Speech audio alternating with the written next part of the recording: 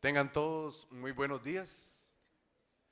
De parte de la Escuela de Estudios Generales de la Universidad de Costa Rica, les damos la bienvenida a esta actividad que organizamos en el marco del programa de académicos visitantes de la Universidad de Costa Rica.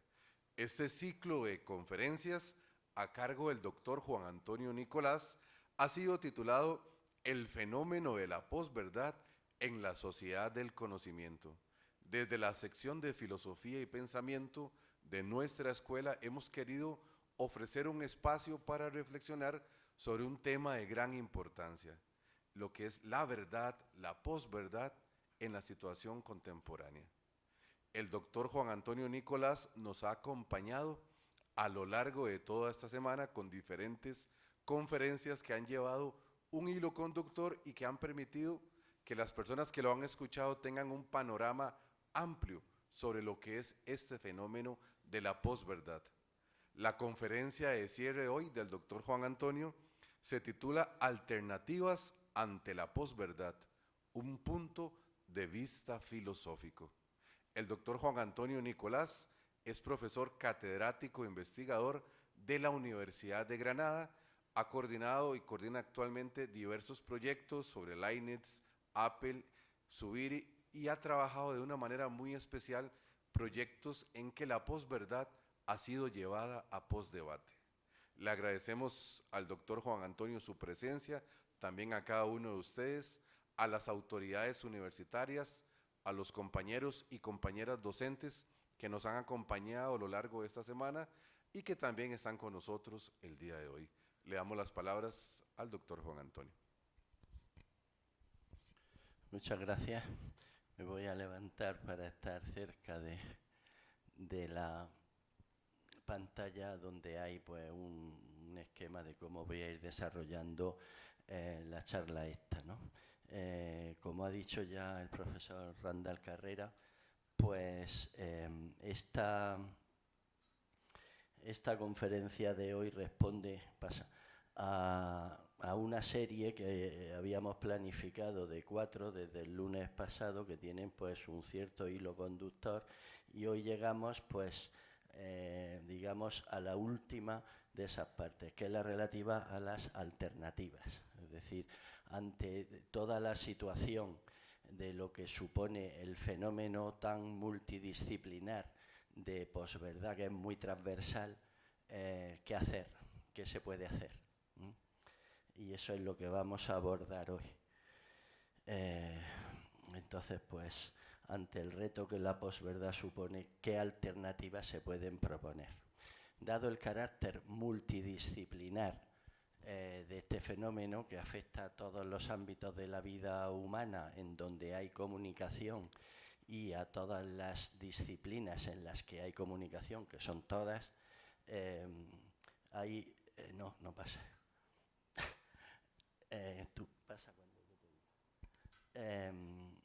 Entonces, obviamente las alternativas tienen que ser específicas para cada uno de los ámbitos en los que hay afección, donde está afectada por este fenómeno. De tal manera que si esto afecta al ámbito del periodismo y de la comunicación, las alternativas a los problemas que en ese ámbito se plantean y por lo tanto cómo poder abordar la difusión de información falsa desde el punto de vista de la comunicación del periodismo, tienen que ser específicas para ese ámbito. No pueden ser las mismas alternativas, ni las mismas soluciones, ni el mismo tratamiento de los problemas que en otro ámbito. Y por eso quien puede pensar eso con rigor son los profesionales de ese ámbito. Lo mismo se puede decir del ámbito del derecho, del ámbito de la economía, del ámbito de la política, de la educación, etc. Son los profesionales de cada uno de esos ámbitos, una vez realizado el análisis, quienes pueden reflexionar y pueden proponer qué alternativas, cómo se puede afrontar los problemas que en cada uno de esos ámbitos se plantean.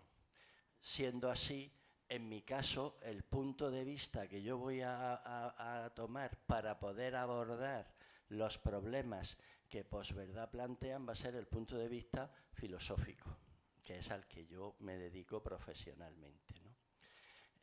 Y por lo tanto, esto es solamente una de las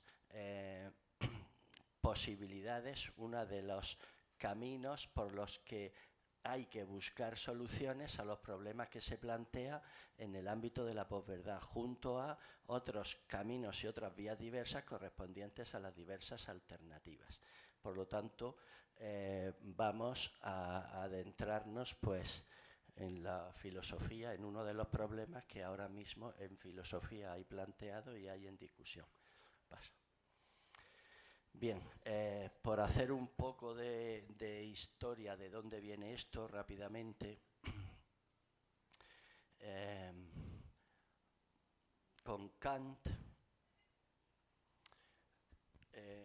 cuando se constituye lo que es el paradigma de modernidad ilustrada en el que estamos ahora mismo viviendo, cuyos resultados fundamentales son en el ámbito teórico la ciencia y la técnica y la industria, y en el ámbito práctico las democracias liberales, cuando se constituye ese paradigma cultural, el tema de la verdad queda asignado a uno de esos dos ámbitos. Kant lo que plantea es que la verdad es propia del conocimiento y por lo tanto pertenece al ámbito de la razón teórica. En ese ámbito donde hay ciencia, donde hay técnica, donde hay industria, etc., ese es el campo propio de la verdad. En cambio, en el ámbito de la razón práctica, que es el ámbito de la ética, el ámbito de la política, el ámbito de la regulación de la acción humana, en ese ámbito lo que plantea Kant es que ahí no cabe la verdad.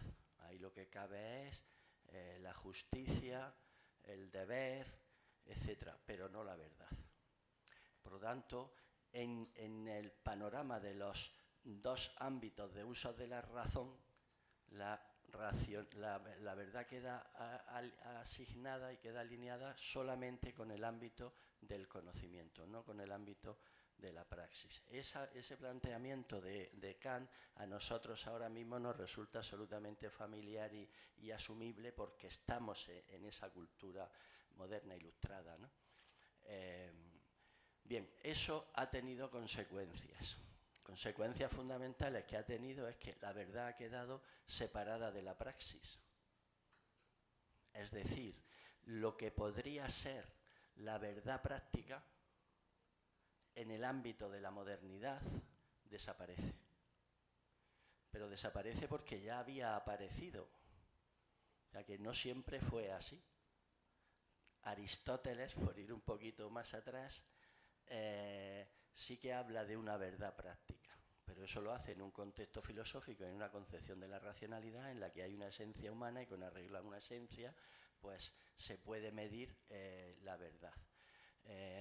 La concepción sustancialista del ser humano y de la realidad en general, eso ya hace siglos que desapareció y por lo tanto ahora ya no se puede plantear eso en términos de Aristóteles, sino que ahora estamos en el planteamiento que hizo Kant, es decir, de una tesis científica se puede decir que sea verdadera o falsa y hay sus mecanismos según qué ciencia sea para poder probarla o para poder probar su falsedad. En cambio, en el ámbito de la ética, de la moral, de la política, de la religión, ahí a nadie se le ocurre que un valor sea verdadero o falso o que una tesis sea verdadera o falsa, sino que puede ser justa o puede ser injusta, puede ser meritoria o puede ser que no, puede responder a lo que se debe hacer o puede que no, pero no tiene sentido decir que sea verdadera o que sea falsa. Ese es el planteamiento de Kant y es el que nosotros hemos asumido. Consecuencia que eso tiene para el tema que nos ocupa es que desde el siglo XVIII verdad y praxis quedan separadas y eso pues ha tenido consecuencias diversas. Uno de ellos, pues esta ha sido una de las raíces, una de las fuentes de lo que ha terminado por llamarse la era de la posverdad. Esto ha sido solamente una de las raíces. Por supuesto, esto no estaba en absoluto en el espíritu de Kant. Pasa. Por lo tanto, lo que nos interesa aquí a nosotros ahora, dada la separación entre verdad y praxis y dada el planteamiento de que nosotros ya no hablamos de verdad práctica, ¿qué es lo que ocurre? En este contexto de una era de la posverdad, que ya hemos analizado los días anteriores, está en peligro efectivamente el valor de la verdad, está en cuestión la función normativa que la verdad tiene, estamos realmente en la era de la posverdad, etc. Estos son los problemas que se plantean y cómo se le puede responder a esos problemas, ¿no? Algunas de estas cuestiones son las que hemos estado analizando estos días y estamos pues en esta situación, ¿no? La verdad, al menos el valor normativo de la verdad, al menos está en cuestión. Y por supuesto pues hay opiniones diversas y estos días lo hemos estado viendo acerca del alcance que puede tener esa impugnación del valor de la verdad, etcétera. Sobre eso pues ya hemos hablado un poquito. ¿Qué hacer? ¿Qué hacer? Pues aquí de momento lo que se plantea es la tarea de reconstrucción del valor de la verdad. Ayer veíamos, y en los días anteriores, que en los contextos de posverdad necesariamente tiene que funcionar un discurso sobre la verdad paralelo. Por lo tanto, no hay una desaparición real, ni puede haberla, porque para mantener un discurso de falsedades en la información tiene que haber otro nivel de discurso que controle ese y que no pueda ser a su vez también falso. Bien, eso ya lo estuvimos viendo estos días, por lo tanto, estamos en un contexto de convivencia, de coexistencia entre verdad y posverdad. Y la cuestión es delimitar bien qué papel y qué nivel corresponde a cada uno. En cualquier caso, dada la deflación, la devaluación, la descapitalización del valor de la verdad respecto a otros valores en muchos contextos que están todos ligados a la generación y a la difusión de información, hoy, ante eso, hay como mínimo la tarea de reconstruir una concepción de la verdad capaz de responder al reto, a la impugnación que supone todo el fenómeno de posverdad. Eso es lo que se plantea como reto en el problema concreto de la concepción de la verdad hoy. Para eso, para responder a ese reto, pues hay, en fin, diversas posibilidades. La que a mí me parece que puede ser viable o una de las que pueden ser, digamos, fructíferas de cara a abordar ese problema. Pues recurrir a la experiencia de la verdad. La experiencia de la verdad no es una teoría de la verdad, sino que es justamente lo que está debajo. Toda teoría tiene a su base un determinado tipo de experiencia. Para reconstruir toda una concepción de la verdad hay que empezar desde abajo, desde las raíces, digamos, ¿no? Y las raíces de las teorías en general y de las teorías de la verdad impugnadas hoy desde este planteamiento posverdadero,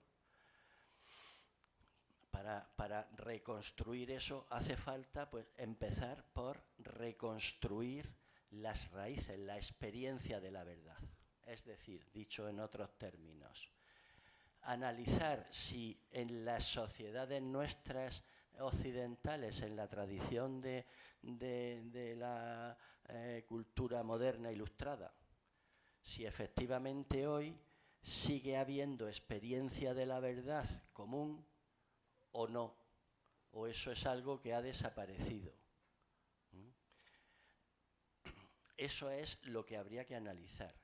Suponiendo que la respuesta fuera positiva, pues entonces un análisis, una revisión, una reconstrucción, una sistematización de esa experiencia de la verdad tendría que servir de base para poder elaborar sobre eso una teoría de la verdad capaz de responder al reto que supone el fenómeno de la posverdad. Esa es la estrategia que yo voy a plantear aquí rápidamente. Bien, entonces la experiencia de la verdad. Pasa. Para eso voy a empezar por, no voy a entrar en muchas disquisiciones filosóficas técnicas, porque sé que la mayoría no soy de la especialidad de filosofía, pero sí que esto es importante, en fin, se puede entender para públicos no es especializado en filosofía, ¿no? Pero puede aclarar las cosas. Karl Otto Appel es un filósofo alemán que murió hace 3 o 4 años y que fue el que junto con Habermas, que ese sí os sonará más quizás, Jürgen Habermas, pues elaboró una concepción filosófica que hizo una ética del discurso, una pragmática trascendental del lenguaje, en fin, hicieron un planteamiento filosófico en línea con lo que había sido la primera generación de la Escuela de Frankfurt, que eso pues sí os sonarán los autores, pues Horkheimer, Adorno, Marcuse y compañía, ¿no? Bien, Appel y Habermas elaboran una teoría consensual de la verdad. ¿En qué consiste? Dicho rápidamente. Appel parte del hecho intersubjetivo de la acción comunicativa. Eso responde a una metodología de reflexión trascendental que comienza con Kant, pero en eso no vamos a entrar. El punto de partida de ellos es la acción comunicativa, es decir, hay comunicación, y hay comunicación con sentido. Hablamos, alguien pregunta qué hora es y el otro le responde las 5 de la tarde. Pues bueno, ahí es un acto de acción de comunicación con sentido. Eso forma parte de una teoría de las condiciones de validez del discurso, que son 4, una de ellas es la verdad, etcétera, pero en eso ahora no voy a entrar. Ellos lo que hacen es reconstruir la lógica de la acción racional, las pretensiones de validez de toda acción comunicativa, y ahí incluyen una pretensión de verdad. Es decir, en toda acción comunicativa hay incluida ya una pretensión de verdad, además de sentido, etcétera, son 4. Una pretensión de verdad que está funcionando siempre que hay acción comunicativa con sentido. Y si no funciona, entonces lo que hay son interferencias en la comunicación. Por ejemplo, pues que alguien esté engañando a alguien.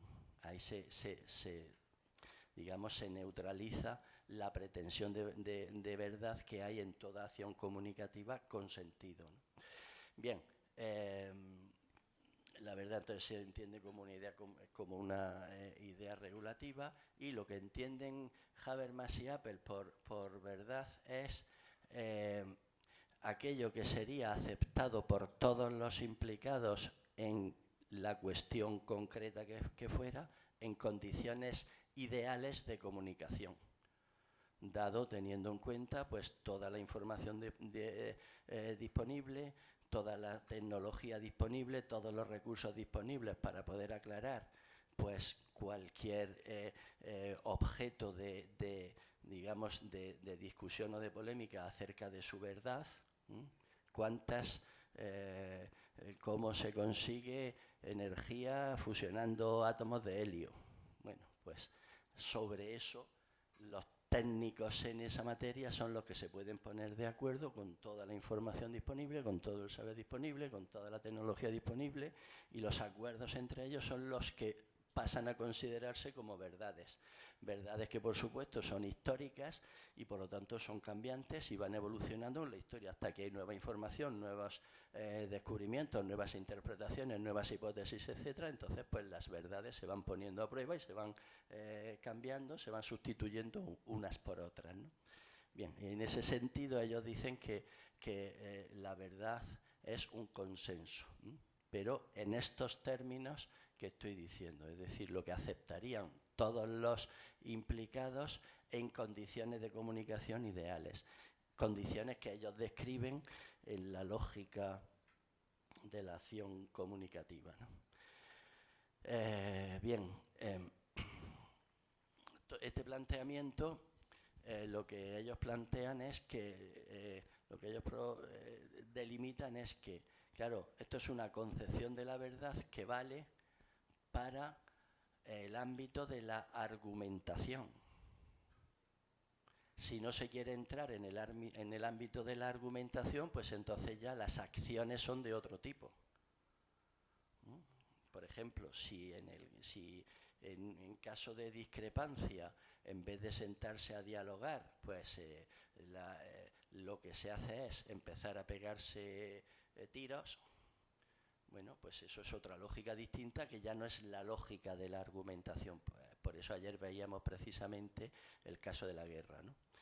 Entonces, este planteamiento vale para el ámbito de la argumentación, es decir, cuando los implicados en dilucidar la verdad de algo se ponen a argumentar. Fuera de ese ámbito, esto no sirve porque ya no responde a lo que es la comunicación argumentativa. Solo que ellos plantean que el modo más humano, el modo más potente que ha inventado la humanidad de resolver problemas es argumentativamente. Pero uno se puede salir de ahí y en vez de dar argumentos, pues dar puñetazos o dar tiros. ¿Por qué? Pues porque lo que decíamos ayer, toda acción racional, toda acción humana está en el contexto de la libertad. Entonces uno se puede saltar todas las normas que quiera y, por supuesto, asumir las consecuencias, claro. Bueno, lo que hace Apel y Habermas es una hermenéutica crítica. Una hermenéutica crítica, pero que en este caso tiene más de crítica que de hermenéutica. Es decir, tiene más de fundamentación de la concepción del saber y de la racionalidad dialógica y argumentativa, tiene mucho más énfasis en el aspecto crítico de justificación, de fundamentación, de demostración, que en el aspecto hermenéutico de interpretación, de contextualización, etc. Y esa es una de las deficiencias del planteamiento de Apel, que yo aquí voy a intentar, digamos, complementar con otro planteamiento donde se atiende más a lo que es la infraestructura de la comunicación. La comunicación no es solamente argumentación, aunque eso es, digamos, la forma más potente y más específicamente humana de comunicación, ¿no? Pero hay toda una infraestructura en la que Apel y Habermas ponen menos énfasis, ¿no? Y es que pues la verdad, aparte de argumentación, pues tiene toda una infraestructura que pertenece a la vida, pertenece a la vida cotidiana. En la vida habitual es donde estamos continuamente manejando verdades. Por supuesto, no hace falta hacer consciente en cada caso que cuando yo digo son las 10, estoy pensando que es verdad que son las 10, obviamente, pero toda afirmación, toda creencia que vamos haciendo en nuestra vida cotidiana, que es continuamente, van siempre acompañadas de, digamos, un metanivel que es el nivel pragmático, el nivel del sujeto. Cuando yo digo son las 10 de la mañana, lo que estoy diciendo es yo creo, o yo pienso, o yo sostengo que es verdad que son las 10 de la mañana. Solo que esa que es la estructura del lenguaje en dos niveles de racionalidad, pues eso no se hace explícito continuamente, pero esa es digamos, la infraestructura de nuestro uso del lenguaje, ¿no? Bien, entonces todo este aspecto de la dimensión vital de necesidades básicas, deseos, intereses, miedos, sentimientos, impulsos, aspiraciones, etc., todo eso tiene carácter constitutivo de nuestro modo de estar en el mundo. Y en ese modo de estar en el mundo es donde manejamos verdades, creamos verdades nuevas, dejamos de creer en otras verdades que vemos que ya no lo son, etc. Pero eso forma parte, es constitutivo, es estructural de nuestro estar en el mundo. Y eso forma parte de todo el mundo, todo el contexto, toda la infraestructura en la que tienen lugar las verdades argumentativas, que son las habituales que manejamos, ¿no? Bien, pero eso para Apple es secundario y Habermas. No es que lo ignoren, pero no es lo más relevante de cara a formular un criterio de verdad. Los criterios tienen que ser universales y, por lo tanto, de cara a constituir, a crear una teoría de la verdad en la cual haya un criterio de verdad, por ejemplo, el consenso en términos de comunicación ideal que ellos proponen, para eso toda la infraestructura que hace posible la comunicación y la argumentación queda en un plano secundario. Y eso es lo que habría que, de alguna manera, complementar. Eso es lo que yo llamo aquí un déficit experiencial en la teoría de Apple y de Habermas. Y para complementar esa deficiencia, porque yo quiero ir en la línea de la búsqueda de las raíces de las teorías de la verdad, y para ello voy a apelar a la experiencia de la verdad hoy, si es que existe. Para eso, pues resulta útil la propuesta de Ellacuría. Ellacuría es sonará supongo, un jesuita salvadoreño que, bueno, lo mataron hace años, supongo que conocéis la historia, y era pues un alumno de Javier Zubiri, y elaboró pues una filosofía de la liberación, cuando en los años 70 y 80, cuando eso estaba poniéndose en marcha, ¿no? Entonces, él no elabora propiamente una teoría de la verdad, pero sí que hace reflexiones y escritos sobre el tema de la verdad, donde se pueden sacar ideas que pueden ser útiles. Y en este caso yo lo voy a utilizar para complementar la teoría consensual de Apple. Y concretamente voy a apelar a una noción que elabora Ellacuría, que es el lugar que da verdad. El lugar que da verdad. Esa es una noción que la elabora él. Vamos a ver en qué consiste. Ellacuría elabora pues, lo que yo he llamado aquí una concepción experiencial de la verdad. ¿Qué es el lugar que da verdad? Pues el lugar que da verdad no es una situación analítica de laboratorio, en primer lugar. O sea, no es un experimento en el cual se controla y se regula metodológicamente todos los pasos que hay que dar para llegar a un resultado final, y si el método se sigue correctamente el resultado es verdadero, como puede pasar en química o en cualquier ciencia. No se trata de una noción de carácter, digamos, valorativamente neutral. No es un análisis neutral y libre de valores. ¿Por qué? Pues porque lo que propone Ellacuría es que para alcanzar determinadas verdades hay que pasar por determinadas experiencias, cosa que a ninguno nos resultará extraño, porque eso es una experiencia bastante común.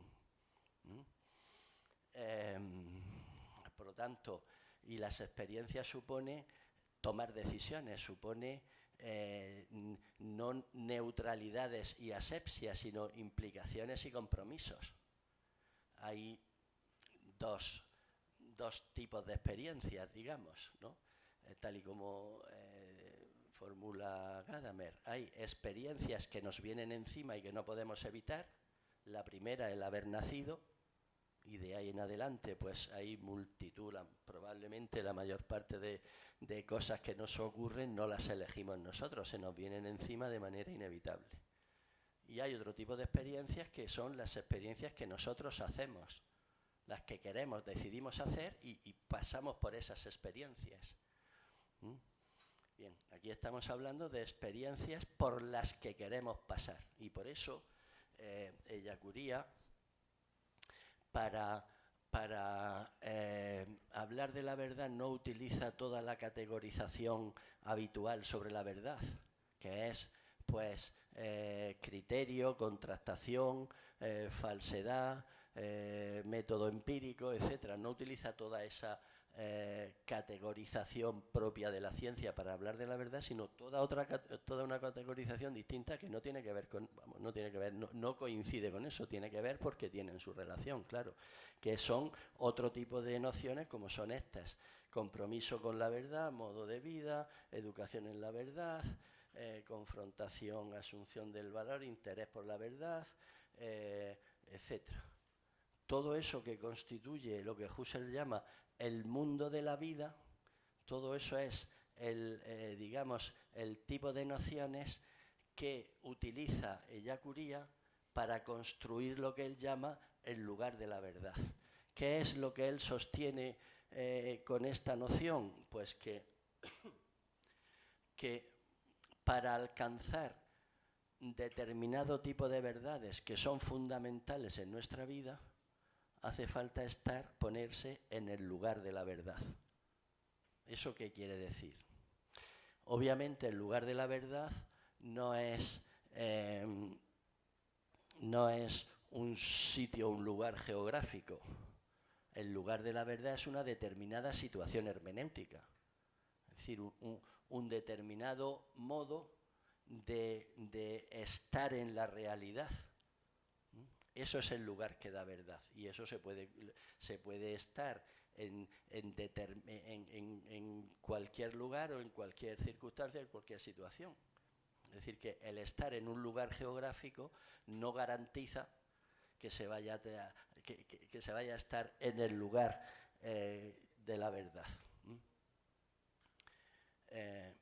Por eso lo que sostiene Ellacuría, y en eso yo estoy de acuerdo, pues es que la verdad no es solo una cuestión conceptual, no es solo una cuestión de argumentación, que está siempre ligada a la racionalidad. No es solo una cuestión conceptual, sino que hay verdades para las cuales hace falta compartir vivencias, es decir, hace falta algún tipo de experiencia. Entonces, a la lógica del consenso, que es lo que reconstruyen Apel y Habermas, habría que añadir toda la infraestructura que hace posible la argumentación racional. Y eso es, digamos, una concepción de la verdad como tarea. Esto, la expresión es de Ellacuría. La verdad como tarea es una expresión que es clara, pero que si uno se coge libros sobre teoría de la verdad o sobre teoría del conocimiento, nunca jamás se la va a encontrar. ¿Por qué? Pues porque estamos acostumbrados a pensar la verdad en términos de adecuación. Es decir, la proposición ahora es de día, es verdadera si efectivamente en la realidad es así. Es decir, si el lenguaje coincide con la realidad, entonces hay verdad, ¿no? Esa es la concepción, digamos, habitual, solo que es una concepción absolutamente insostenible. Pero esa es la que compartimos todos, ¿no? ¿Por qué? Pues porque supone que la verdad es una propiedad del lenguaje, lo cual no No tiene por qué ser así, puede ser una propiedad del lenguaje o puede pertenecer a otros niveles de la vida que no sean el lenguaje, y además supone que es que hay un acceso a la realidad libre de interpretación lingüística, lo cual tampoco es posible. Perdón, lo cual no es evidente. Pero en fin, esa es la idea que compartimos de qué es verdad. Entonces, ¿qué ocurre? Que cuando pensamos la verdad en términos de adecuación, si lo que se dice, si el lenguaje coincide con la realidad, entonces es verdadero. Pues claro, eso lo que quiere decir es que la verdad está ya dada. La verdad está ya dada. Es decir, ahora mismo es de día aquí, pues eso depende de algo que ya es así. Si es el caso, entonces la proposición esa es verdadera, y si no fuera el caso, pues sería falsa. Pero en cualquier caso es algo ya dado. ¿Qué ocurre? Que esa no es la situación en la que nos encontramos muchas veces en relación con la verdad. Cuando los científicos se ponen a indagar, a ver la manera de poder fusionar dos átomos de helio para poder obtener energía que sea almacenable, ¿cuál es la verdad? ¿Cómo se consigue eso? Pues no se sabe. Y ese es su trabajo y esa es su tarea. Cuando hay un virus que hay que neutralizar y entonces ponen a los científicos a trabajar para inventar una vacuna, ¿cuál es la verdad de esa vacuna? ¿Cómo se consigue elaborar un antígeno para ese virus? Pues no se sabe, hay que buscar la verdad. Esa es la manera habitual o una de las maneras habituales de relación con la verdad. ¿Qué voy a hacer yo mañana? No hace falta irse a la fusión de átomos de helio. ¿Qué voy a hacer yo mañana? Pues no lo sé. Nuestra relación con la verdad no siempre es de adecuación a algo ya dado, sino que en muchos ámbitos de nuestra vida la relación con la verdad es algo que está por averiguar. Y en muchos casos depende de nosotros, otras veces no, en diversos grados, etc. Pero mucha de nuestra relación con la verdad no es con algo ya dado, sino que es algo que está por elaborar. ¿Qué voy a hacer yo esta tarde? Pues eso está por hacer, no se sabe, ahí no puede haber adecuación. Bien, esa dimensión, digamos, no solo retrospectiva de la verdad, sino esa dimensión prospectiva de la verdad, no se suele recoger en los manuales de teorías del conocimiento o de teorías de la verdad. Pero Yacuría sí que introduce esa idea y entonces plantea que la verdad hay que hacerla, lo cual hay que entenderlo adecuadamente, claro. ¿Por qué? Pues porque obviamente no quiere decir que podamos hacer las verdades como queramos. Que esa es la interpretación, digamos, inadecuada de la teoría consensual de la verdad. No se trata de que si nos ponemos de acuerdo ahora en que lo blanco es negro, pues pasa a ser negro, o si nos ponemos de acuerdo, hay consenso acerca de que ahora es de noche, pues es de noche. No quiere decir eso, por eso lo he explicado antes bien, ¿no? Y con esto de que la verdad es algo que está por hacer, eso hay que entenderlo también adecuadamente. Eso no quiere decir que podamos hacer las verdades como se nos antoje o como queramos, o sin más condiciones o sin más límites, pero sí que quiere decir que hay una dimensión prospectiva, una dimensión constructiva de las verdades. Lo que de verdad yo vaya a hacer esta tarde en gran parte depende de mí. No solo, pero en gran parte sí. Y esa verdad está por construir. Cómo de verdad se pueda obtener energía a partir de átomos de helio, esa verdad está por construir. Solo que ahí ya las condiciones son otras distintas del caso anterior. Pero son verdades que están por construir. La verdad, nuestra relación con la verdad, muchas veces es de carácter constructivo. La verdad entonces es una tarea, es algo que hay que hacer. Ellacuría lo aplica al ámbito de la historia y entonces dice, la historia está por hacer. Depende de las cosas, de las decisiones que vayamos tomando para hacer la historia en unos términos u otros. A mí ahora no me interesa la historia porque hoy es otro tema distinto, ¿no? Bien, entonces, siendo así, el reto que se plantea ahora en relación con la verdad es teórico y práctico, no es solamente ya una reconstrucción de la lógica de la verdad, por ejemplo, en términos de consenso o en términos de coherencia o en términos de adecuación, etcétera, que teorías de la verdad hay 5 o 6 distintas, ¿no? Sino que es de carácter teórico y práctico. Es decir, es un esfuerzo teórico. ¿Por qué? Pues por reconstruir la dimensión práctica de la verdad. Y para eso hay que recurrir a la experiencia si la hubiera. A la experiencia, no a cualquier experiencia de cualquier tipo, sino a la experiencia de la verdad si es que hoy está en nosotros.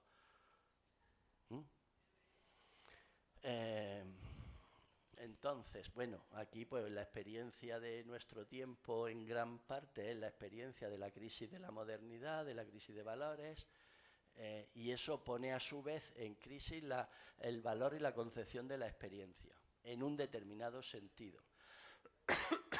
Y por eso habría que pasar para el tema de la verdad, que es el que nos interesa a nosotros aquí, habría que pasar de la verdad de la experiencia a la experiencia de la verdad. ¿Qué es la verdad de la experiencia? Pues lo que hace un científico en un laboratorio.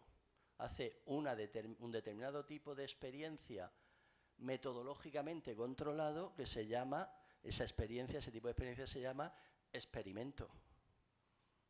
Entonces, ese experimento termina en una verdad si el experimento tiene éxito. Eso es la verdad de la experiencia, de ese tipo de experiencia que son los experimentos. Lo que a nosotros nos interesa aquí no es tanto la verdad de esa clase de experiencia que es un experimento, sino si hay un tipo particular de experiencia en las vidas nuestras, de nuestras sociedades, un tipo particular de experiencia que sea la experiencia de la verdad. Porque si la hay, eso puede servir de soporte para, a partir de ahí, ir reconstruyendo una determinada noción de verdad.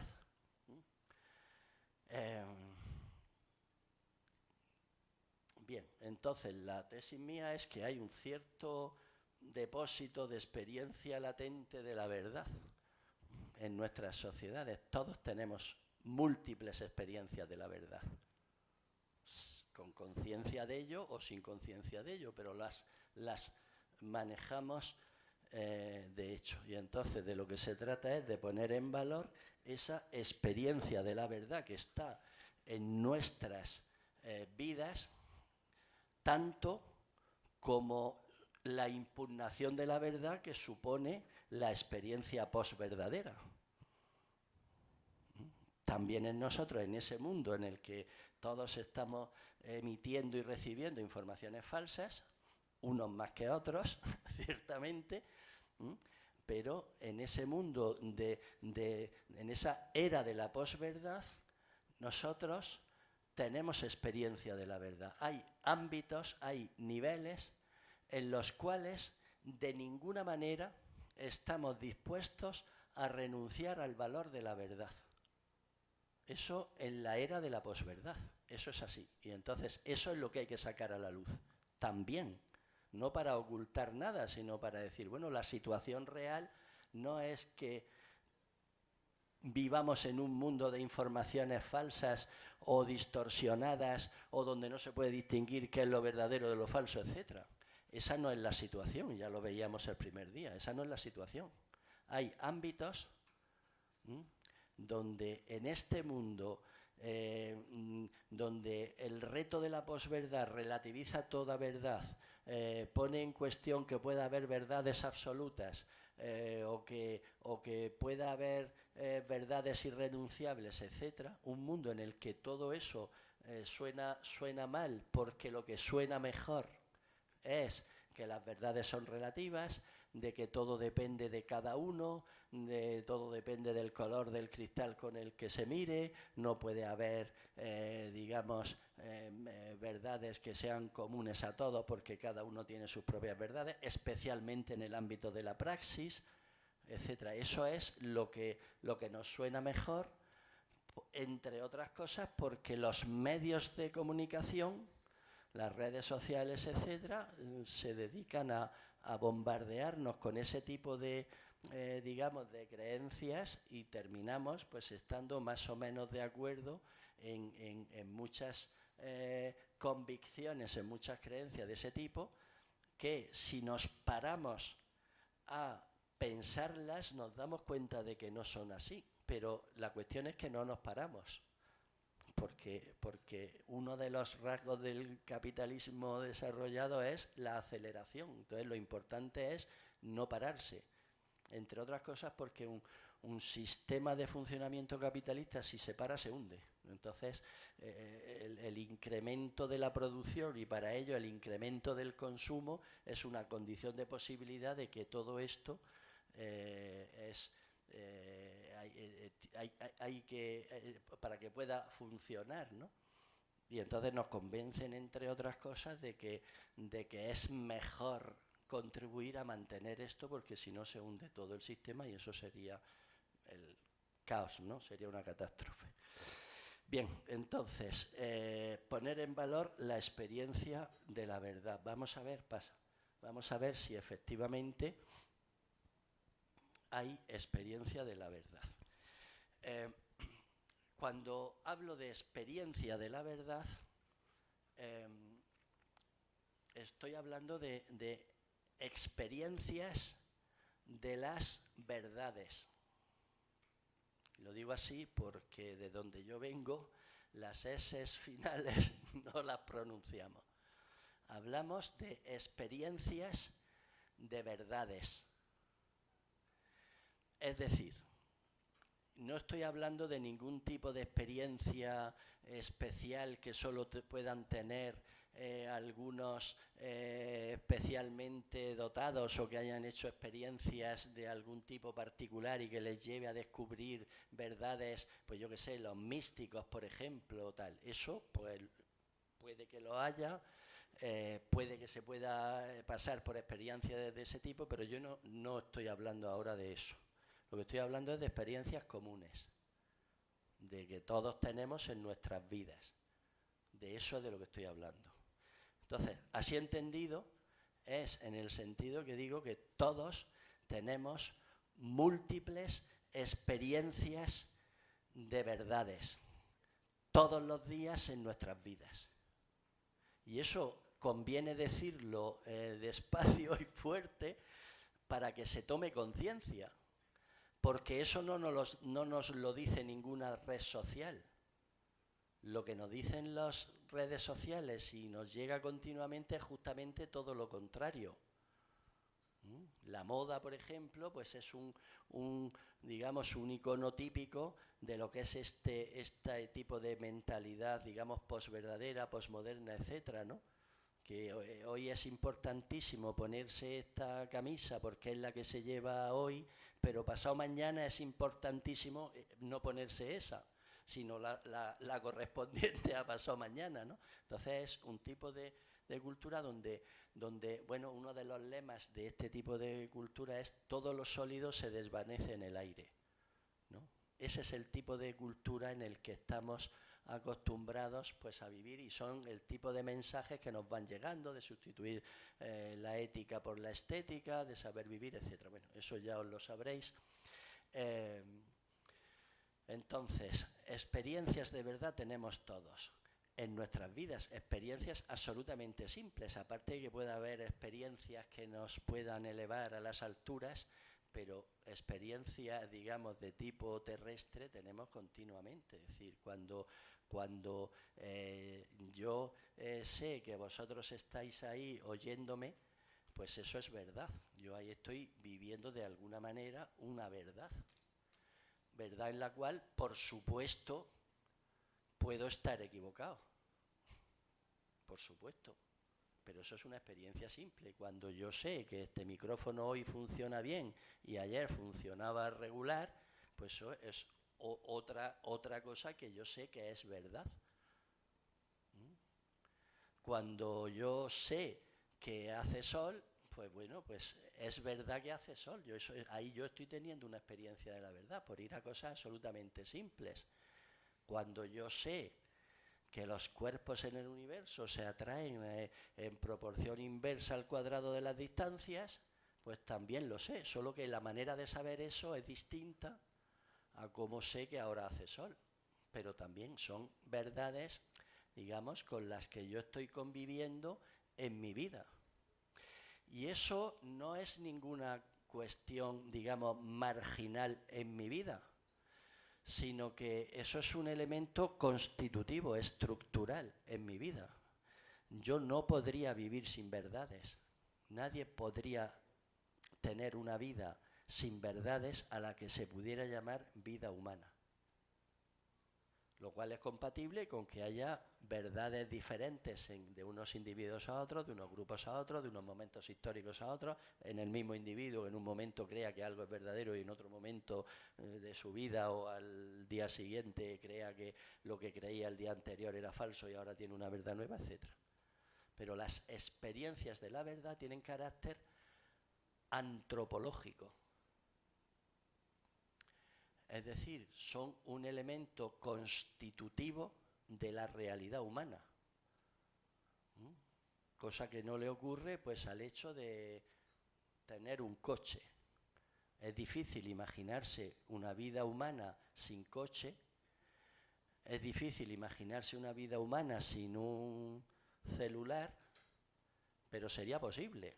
De hecho, el 99,9% del tiempo de la humanidad ha sido sin celular. O sea que ha sido posible vivir humanamente sin celular, aunque ahora a nosotros nos resulte inimaginable, ¿no?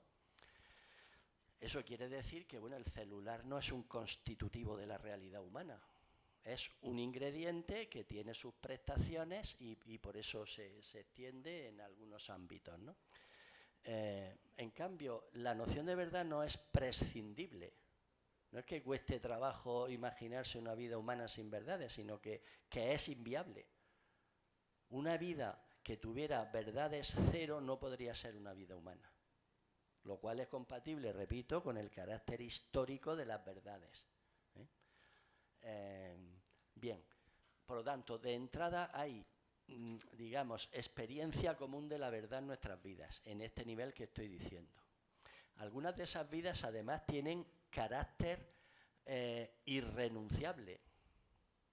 Aunque estemos en un mundo de posverdades, de informaciones falsas, donde las verdades son relativas, etc., cuando yo voy al médico a decirle me duele aquí, ahí lo que menos desearía yo es encontrarme un médico de convicciones posverdaderas, que diga, bueno, como la verdad es muy relativo, pues seguramente lo que a usted le pasa es esto, pero si no eso, pues será otra cosa, o en fin. Pero bueno, como no es tan importante que sea verdad o no, pues las verdades ya se sabe que son muy relativas y claro, pues todo depende de las circunstancias, de las interpretaciones, en fin, pues bueno, pues seguramente le pasará eso, pero si no, pues será otra cosa.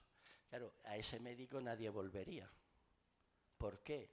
Pues porque en ese contexto concreto todos exigimos que, en la medida de lo posible, ese médico tenga un compromiso con la verdad.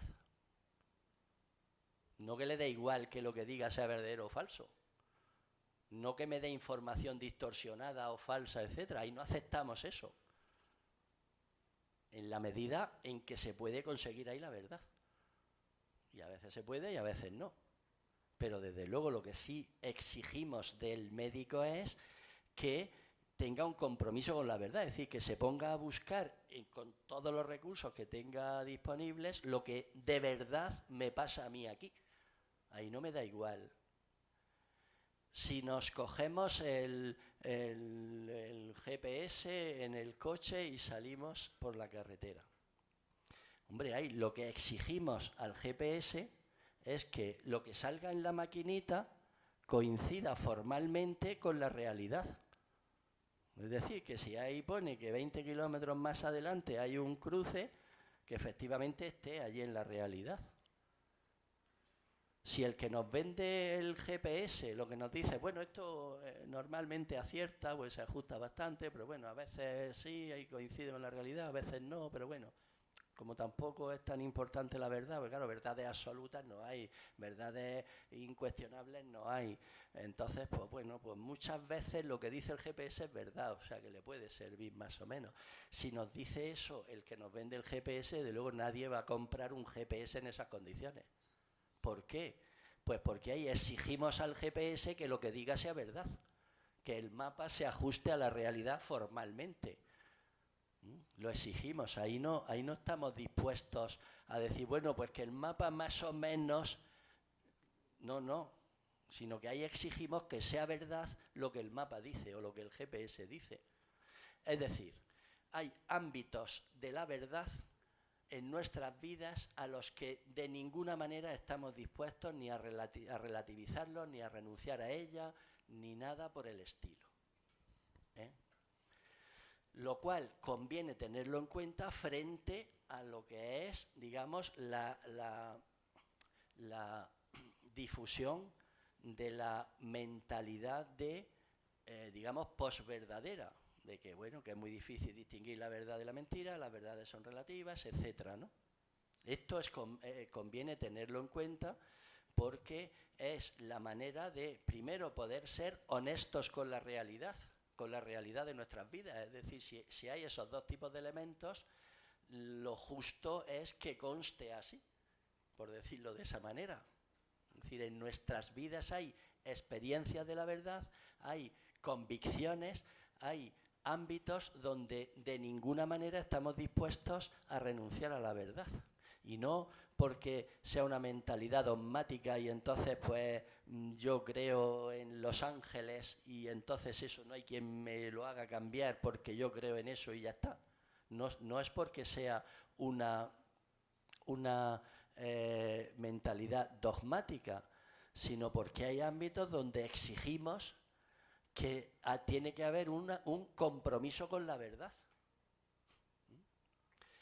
Bien, entonces eso es, digamos, la vía para poder elaborar una concepción de la verdad a partir de esa experiencia de la verdad que sea capaz de enfrentarse al reto de la posverdad. Y ahí está la discusión, que no es una discusión teórica solamente, sino que es una discusión, digamos, social, por decirlo así. Si el 90% de los recursos y de las tecnologías están al servicio de distribuir, digamos, mentalidad, ideología de orden posverdadero, pues vamos a terminar todos convencidos de ello, obviamente, porque lo que nosotros somos, en términos de creencias, de saberes, etcétera, depende de las fuentes de las que nos informamos, como es natural. Entonces, de lo que se trata es de poner en valor este otro nivel de experiencia de la verdad que está presente en todas las vidas de todos nosotros. Por eso decía antes que no es ningún tipo de verdad especial, ni mística, ni que algunos pueden acceder, sino que eso está en la vida de cada uno. Eso es lo que hay que poner en valor. Y poner en valor hoy, ¿qué quiere decir? Que conste. Y para que conste, los mecanismos de constancia hoy en gran parte se llaman redes sociales. Bien.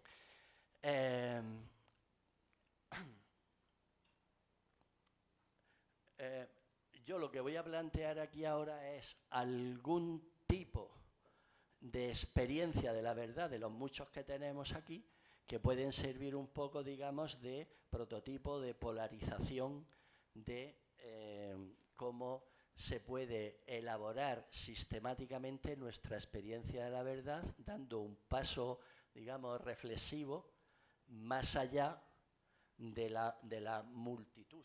Es decir, tenemos multitud de experiencias de la verdad todos los días cada uno de nosotros. Bien, eso ahora hay que pensarlo, hay que elaborarlo, esa es la labor de la filosofía, pensar las cosas, ¿no? Y entonces habría que, digamos, orientarse, encaminarse en línea de elaborar una concepción de la verdad, una teoría de la verdad sobre esa experiencia, que partiera de esa experiencia de la verdad. Y saber, desde Aristóteles en adelante, saber quiere decir saber por principios. Un saber tiene principios que se pueden formular de muchas maneras. Los principios en términos de ciencia empírica pues son leyes, son tesis, son hipótesis, son axiomas, etc. Eso tiene, y si es en el ámbito de la praxis, pues igual, ¿no? Tiene sus formulaciones. Pero un saber, para estar sistematizado, tiene que tener principios. Entonces, lo que yo voy a proponer aquí es un principio que no es de carácter lógico, como puede ser el principio de identidad, sino un principio que es de carácter experiencial y además que está ligado a la experiencia de la verdad. Y eso es lo que he llamado un principio de afección como criterio hermenéutico de verdad. Un principio de afección como criterio hermenéutico de verdad.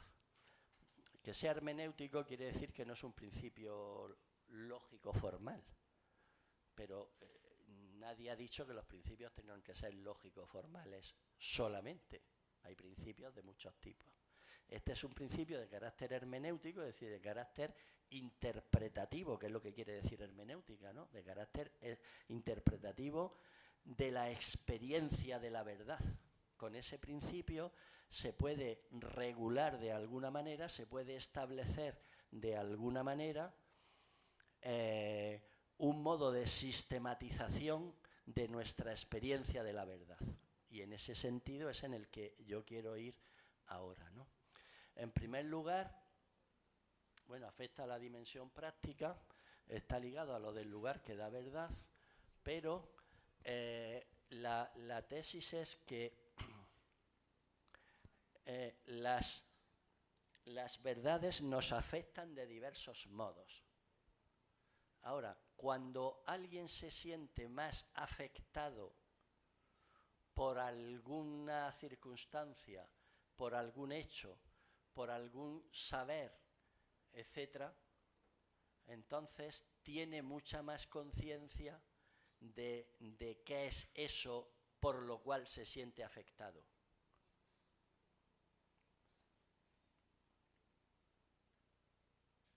A ver, pasa. Aquí he puesto un par de ejemplos. Se sabe lo que es amar cuando uno se enamora. Esto es bastante... Se sabe lo que es la libertad cuando uno se siente libre. Vuelve para atrás, por favor. Experiencias de ese tipo todos tenemos, múltiples. Se sabe lo que es un terremoto cuando uno ha vivido en la tierra temblando.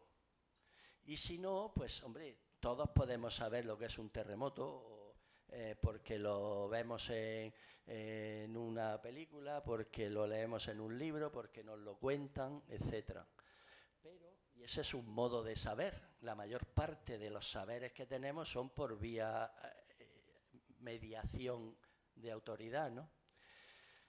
Pero todos tenemos la experiencia de que una cosa es que le cuenten a uno que es un terremoto y el miedo que se pasa y el susto que se lleva uno y la incertidumbre porque no sabe si va a durar 5 segundos o va a durar 3 minutos, si dura 5 segundos se te antoja un siglo, en fin, todo eso te lo pueden contar y uno puede decir, pues hay que ver qué miedo, ¿no?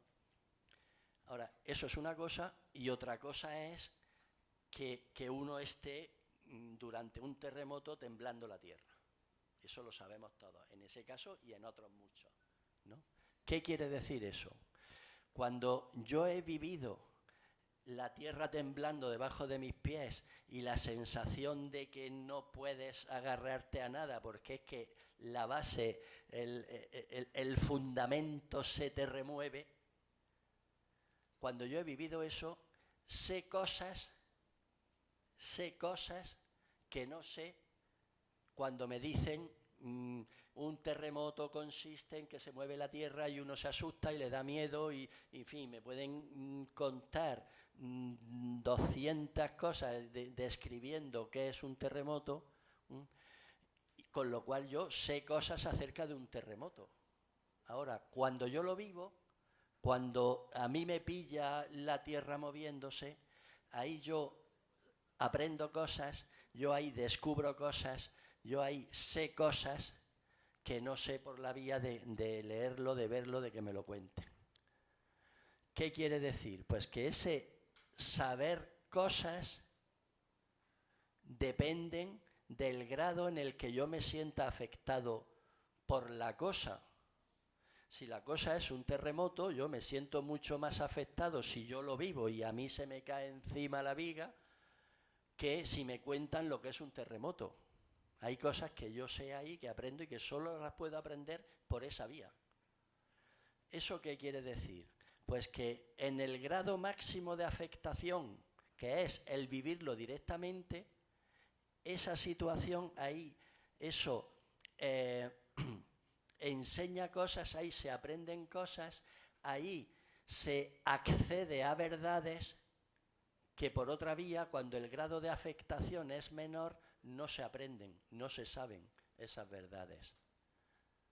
Si a mí me cuentan, pues, lo mal que lo están pasando los mineros que sacan los diamantes en Sudáfrica, pues digo, hay que ver, fíjate, qué injusto, eso no debería de ser así, habría que cambiar, en fin, puedo hacer todo el discurso que quiera. Pero a mí el problema de los mineros sacando diamantes en Sudáfrica no me afecta en absoluto de la misma manera que me afecta cuando estoy viviendo un terremoto. Lo cual quiere decir que lo que yo sé acerca de la extracción de diamantes en Sudáfrica no me hace acceder a verdades que sí me hacen acceder cuando la experiencia me afecta mucho más. Conclusión de esto, pues que hay verdades a las que solo se puede acceder por experiencia. Y experiencias hay de muchos tipos. Formulado del revés.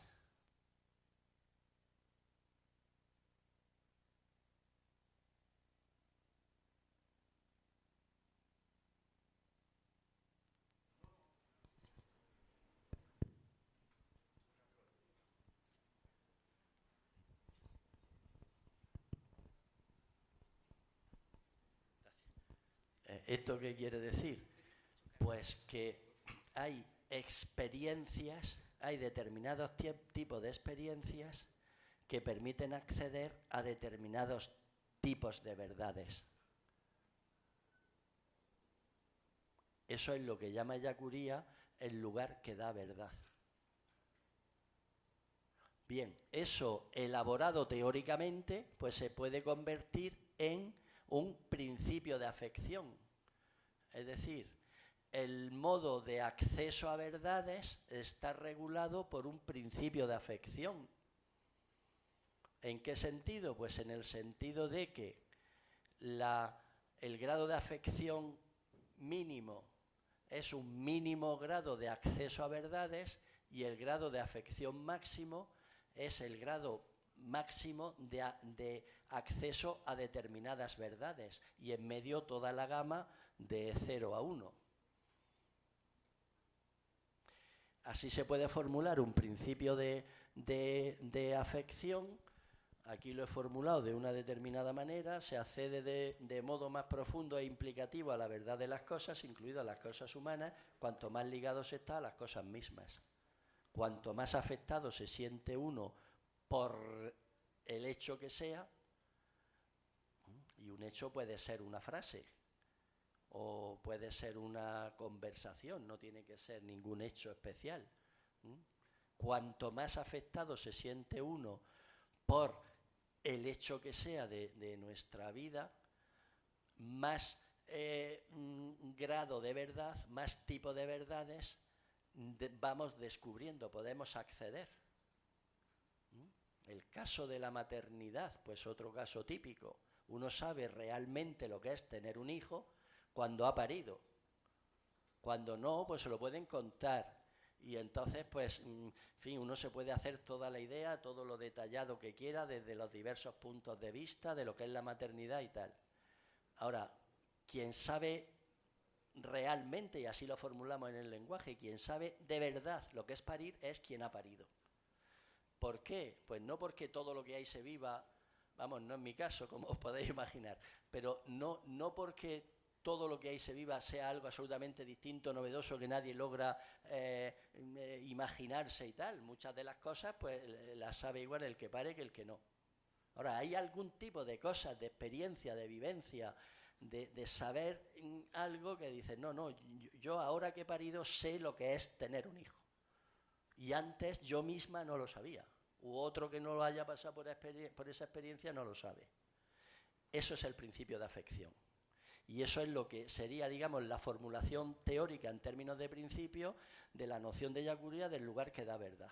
La verdad se regula, el acceso a la verdad se regula por un principio de afección, que va de 0 a 1, es decir, de nada a todo, ¿no? Por decirlo así. De una distancia clara a una implicación directa, ¿no? La desafección máxima, que sería el grado mínimo de implicación, de afección por la verdad, eso es lo que sería la situación de posverdad. No hay una implicación, por eso se puede mentir, distorsionar, insinuar medias verdades, etc. Porque el grado de afección, el grado de implicación con la verdad es mínimo.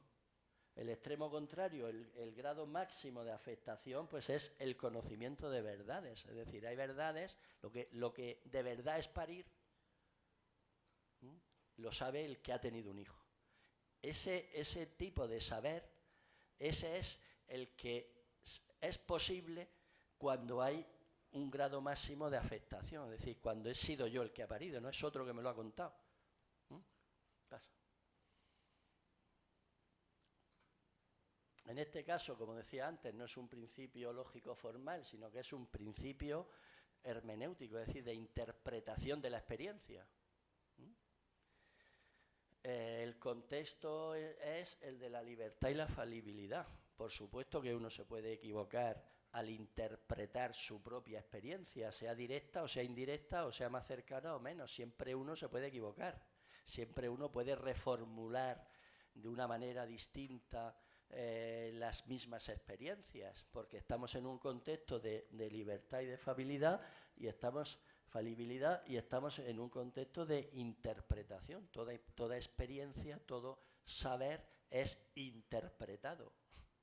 Todo saber es interpretado, lo cual no quiere decir que de ahí se pueda sacar la conclusión de que, por lo tanto, todo saber es relativo, porque interpretaciones hay muchas, porque cada uno tiene sus propias condiciones, sus propias posibilidades de interpretación, sus propias experiencias. Entonces, no hay por qué sacar esa conclusión de las premisas. Es decir, que todo saber sea interpretado es compatible con que haya conocimiento objetivo, con que haya conocimiento verdadero, etc.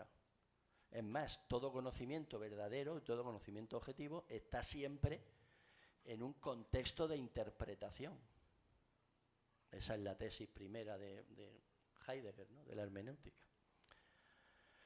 Y por lo tanto, siempre cada interpretación es compatible con el error, con la falsedad, con la mentira, etc. Uno se puede equivocar. Eso en todo caso. Y de ahí viene la necesidad de crítica aplicada a cómo funciona el principio de afección. Que yo haya interpretado, que yo haya vivido algo directamente no me garantiza la verdad de las verdades. Depende de las condiciones de interpretación. Puede ser que después de terminar de vivir el terremoto y estar ya asustado, pues de pronto se encienden las luces y estábamos en un planetario que ha reproducido esa experiencia. Pues entonces, ¿cómo reconstruyo yo y cómo interpreto yo lo que he vivido de una manera distinta de si efectivamente ha sido un terremoto real, ¿no? Es decir, que siempre las experiencias y las interpretaciones son revisables, claro. Por eso es necesaria la crítica. Y la crítica a veces es posible, a veces no, en diversos grados, etc. Esto es lo que decía antes, el lugar que da verdad, que sería el lugar de máxima afección, que es la experiencia directa, ¿no? Pasa. Bien, entonces, ¿cómo se puede, dando un paso más, y con esto termino y os dejo descansar? ¿Cómo se puede entender, cómo se puede sistematizar, cómo se puede distinguir experiencias básicas de la verdad reguladas por el principio de afección? ¿Cómo se puede entrar ahí, a poner orden racional, digamos, ¿no? Pues yo aquí he distinguido 3 modalidades del principio, del principio de afección. Un tipo de afección por demostración, un tipo de afección por reconocimiento y un tipo de afección por imposición. ¿Qué quiere decir esto? Y con esto termino. La afección por demostración, pues es la que se da en las ciencias. Cuando un científico está haciendo un experimento y propone una hipótesis y hace pruebas tales que le llevan a contrastar, a poner a prueba la hipótesis, y los resultados parece que confirman la hipótesis de manera clara y evidente, pues ahí hay un descubrimiento de la verdad. Ahí hay un encuentro con una verdad que antes no se sabía, si es que el experimento y la hipótesis son nuevas, etc. Ahí hay un encuentro con una verdad a la que se llega por demostración, y eso al que hace el experimento directamente le afecta en grado máximo, porque él ha sido el que ha propuesto la hipótesis, el que ha ideado la metodología concreta para poner a prueba esa hipótesis, y qué clase de pruebas habría que hacer y cómo llevarlas adelante, y las ha ejecutado y las ha formulado, y se ha dado cuenta de que efectivamente ha descubierto una verdad nueva.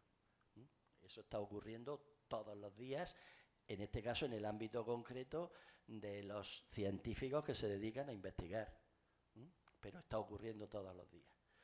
Entonces aquí, para el que descubre eso y ve que efectivamente era verdadera la hipótesis, y por lo tanto pasa a ser una tesis y demás, pues ahí el grado de afección es total, es directo. Cuando él escribe eso, los resultados los escribe en un artículo y lo publica en una revista científica, y llega otro y lo lee, pues entonces ya el grado de afección de todo ese proceso y del descubrimiento de esa verdad, de los resultados, etcétera, ahí ya es mucho más indirecto para el que lo lee, ya es mucho más distante, ahí lo que afecta mucho menos. Entonces, hay un modo de afección que es por demostración, que donde fundamentalmente funciona es en las ciencias. Otro modo de funcionamiento del principio de afección, otro modo de afectarnos las verdades, es por reconocimiento. Y el caso más propio es la confesión. La confesión puede sonar así un poco raro, pero yo aquí he distinguido 3 maneras de entender la confesión que están funcionando en nuestras sociedades todos los días, vamos, no son nada extraño, ¿no? La confesión jurídica, cuando el acusado confiesa que fue él el que la mató. Ya está, ahí hay una confesión que, ¿en qué consiste? ¿Cuál es la lógica de ese acto? Pues la lógica es el reconocimiento de una verdad. Hasta ahora lo había estado negando, pero ahora llega ya un momento, por las circunstancias que sea, que confiesa. Pues sí, efectivamente fui yo. La lógica de la confesión jurídica en este caso es el de reconocimiento de una verdad. Lo que quiere decir, confieso que fui yo, ¿qué es lo que quiere decir? Admito que es verdad que el que la mató fui yo. La lógica de la confesión es el de reconocimiento de una verdad. En este caso, pues en el ámbito de un juicio, en el ámbito jurídico, etc. Lo cual es compatible perfectamente con que el que confiesa haber sido él esté mintiendo. lógicamente. Se puede mentir cuando se confiesa algo, en estos términos, en un juicio se puede mentir, obviamente. Y eso pues a veces se puede detectar que es una mentira, a veces no, pero mentir es una manera, digamos, de falsear, de distorsionar lo que es la lógica propia de la confesión. Porque la lógica de la confesión es reconocer una verdad. ¿Está claro? Y eso se puede hacer en un ámbito jurídico, en un juicio, o se puede hacer en el contexto, en un contexto literario. En el sentido literario eso ha dado lugar incluso a un género, que son las confesiones, ¿no? Las confesiones, que son desde San Agustín hasta hoy. Pues las confesiones son, en la mayor parte de casos, no necesariamente, pues son autobiografías, donde uno reconoce que en su vida hizo esto, hizo lo otro y tal, y ahí, digamos, de alguna manera una autobiografía es una confesión de cosas que han ido pasando en mi vida. Y la lógica de las confesiones en el sentido este literario es la misma, reconocer verdades. En la medida en que cuando alguien escribe su biografía, pues ahí dice cosas que no se sabían, o que se creía que eran de otra manera, etcétera, pues bueno, pues ahí se están reconociendo verdades desconocidas. Si lo que ahí se reconoce son verdades ya sabidas, la lógica sigue siendo la misma. Las biografías, las autobiografías son un reconocimiento de verdades de mi vida, de la verdad de cómo ha sido mi vida. Y por supuesto eso se presta, igual que en el caso anterior, a todo tipo de falsificaciones, distorsiones, mentiras y falsedades, claro. Incluso eso en el ámbito de la literatura puede ser un arte, cuando no hay pretensión de verdad. Y entonces uno pues lo dice, no, esto yo aquí he escrito una novela que bueno, pues puede tener que ver con mi vida o no, pero no, esa es la diferencia entre la literatura y la filosofía, y es que en filosofía hay un compromiso con la verdad, lo mismo que en ciencia. En literatura uno escribe una novela y no tiene por qué ser verdadera en el sentido de ajustarse a los hechos. Y eso es todo el arte literario, vamos. Y luego otro modo de confesión es la confesión religiosa, que eso pues es una especie a extinguir en algunas sociedades, pero bueno, lo que nos importa aquí es lo mismo. La lógica de la confesión en el sentido religioso, como sacramento dentro de la religión católica y demás, pues la lógica de eso es exactamente la misma. El reconocimiento en unas determinadas condiciones, con un señor allí y el otro al lado y demás, el reconocimiento de determinadas verdades, que en ese contexto pues se evalúan de una forma determinada y se le aplica la sanción correspondiente, ¿no? Pero la lógica es la misma. En una confesión en sentido religioso, lo que se hace es reconocer determinadas verdades. Es la misma que en los otros casos. Entonces, en este caso, el principio de afección funciona por reconocimiento de la verdad, no es por demostración, es por reconocimiento. Y luego un tercer caso de funcionamiento del principio de afección, otro tipo de experiencias de nuestra vida, que es afección por imposición, las situaciones límite. Esto es otro modo de funcionamiento con otra lógica diferente, ¿no? Pero que también conduce a verdades, también son un ámbito de experiencia de la verdad. El caso más tópico es la muerte. Pero ¿esto qué es? ¿Qué son las situaciones límite? Pues las situaciones límite son aquellas en las que ya no cabe distorsiones, ni alejamientos, ni distanciamientos, ni demoras, ni nada, sino que es yo en esta situación absolutamente límite y ahí ya no cabe nada, más que la cosa y yo. Si es la muerte, pues yo es el que me muero, punto. Ahí ya no cabe, ni siquiera cabe la interpretación lingüística, sino que cuando me muero, me he muerto y punto.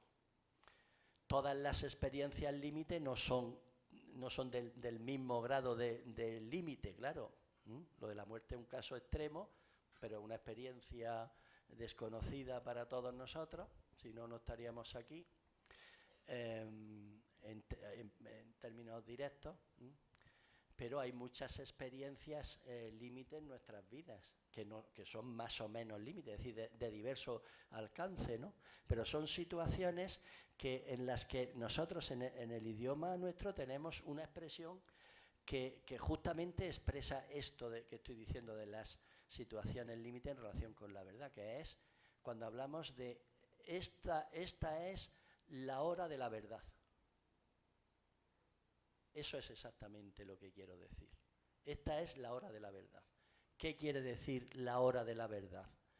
Pues que ahora es cuando se dilucida clara e inequívocamente qué es lo que ocurre, lo que va a suceder, si sí o si no, etc. Uno puede estar todo el curso preparándose un examen, pero cuando llega el día de examinarse, esa es la hora de la verdad. ¿Por qué? Pues porque ahí se va a decidir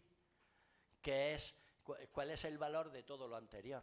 Ahí se va a decidir si efectivamente todo lo que he hecho ha estado, digamos, ha sido válido porque he aprobado el examen, o todo lo contrario, si apruebo queda validado todo lo que estaba haciendo, y si no apruebo, pues entonces todo lo anterior queda muy relativizado. Esa es la hora de la verdad. Y la hora de la verdad la hay en muchos sentidos y en muchas experiencias. Son siempre experiencias, es decir, donde se dilucida claramente qué es lo que hay. Esas son las experiencias límite, que pueden ser, repito, más límites o menos. Es decir, el límite puede ser de diverso alcance, ¿no? Bien, entonces estos son tres modos de, digamos, de organizar cómo funciona el principio de afección, que son tres tipos de experiencias, no son tres experiencias, sino son tres tipos de experiencias que son comunes en nuestras vidas, que forman parte de las vidas de las sociedades nuestras y que sirven ¿para qué? Pues sirven con este planteamiento para ir pensando una teoría experiencial de la verdad que tenemos, de las verdades que tenemos en nuestras vidas, para ir convirtiéndola en el soporte de una teoría de la verdad que incluya un criterio de verdad, etc. Esto sería, digamos, un primer paso en esa vía, y con eso se podría ir haciendo frente al reto de la posverdad, es decir, esto habría que ponerlo frente a la experiencia de la mentira, de la distorsión, de los bulos, de las medias verdades, de los engaños, de las insinuaciones, etc. Esto habría que ponerlo enfrente. Y la discusión es la discusión pública, la discusión social, para llevar adelante en condiciones, digamos, simétricas, en condiciones de igualdad, pues habría que utilizar los recursos, que son todas las tecnologías de generación y de difusión de información al servicio de esta causa, igual que se está dando al servicio, digamos, de la causa de la posverdad. Pasa otra vez. Pasa. Y nada más, muchas gracias.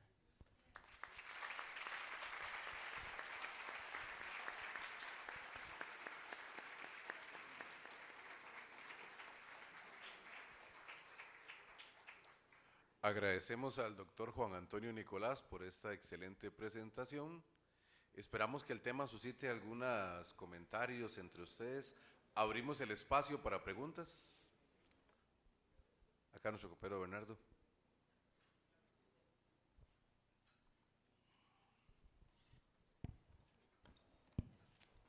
Buenos días. Yo tengo una pregunta que al final fue respondida.